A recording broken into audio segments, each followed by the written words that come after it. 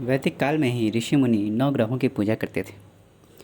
आखिर कोई उन्नत टेक्नोलॉजी न होने के बावजूद उन्हें कैसे इन नौ ग्रहों का ज्ञान था, आज हम ये समझेंगे।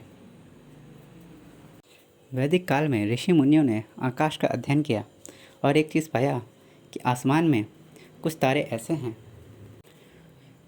जो निरंतर गति करते रहते हैं, जबकि कुछ ऐसे हैं जो अपनी जगह पर स्थित रहते हैं। जो निरंतर गति कहते रहते हैं उन्हें ग्रह कहा गया और जो स्थित रहते हैं उन्हें तारे कहा गया।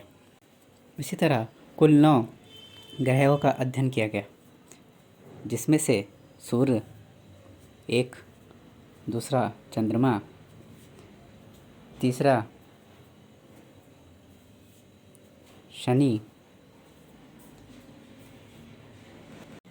बृहस्पति, शुक्र, मंगल, बुध।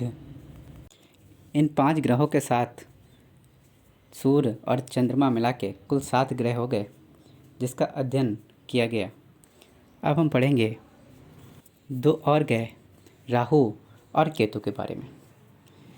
ऋषि मुनियों ने ये गौर किया कि चंद्रमा और सूर्य पर एक परछाई पड़ती है, जिसे उन्होंने राहु और केतु नाम दिया। उन्होंने ये देखा कि इन घटनाओं का हमारे जीवन पर बहुत गहरा असर पड़ता है। सूर्य ग्रहण, चंद्र ग्रहण हमारे जीवन पर बहुत असर डालते हैं। ऋषियों के पास ध्यान, गणना और प्रकृति के साथ एकात्मकता का गहरा अभ्यास था। उन्होंने देखा कि इन ग्रहों की गति और स्थिति का मौसम, शरीर, मन, फसल और घटनाओं पर प्रभाव पड़ता है। इसी अनुभव और गणना से वैदिक ज्योतिष जैसे ज्योतिष वेद की रचना हुई। ऋग्वेद और उसके बाद ज्योतिष वेदांग में आपको ग्रहों का जिक्र मिलेगा।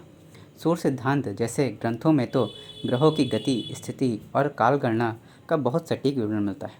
उन्होंने ग्रहों के आधार पर मुहूर्त, नक्षत्र, तिथि, राशि, दशा, योग जैसे सटीक समय का निर्धारण किया है।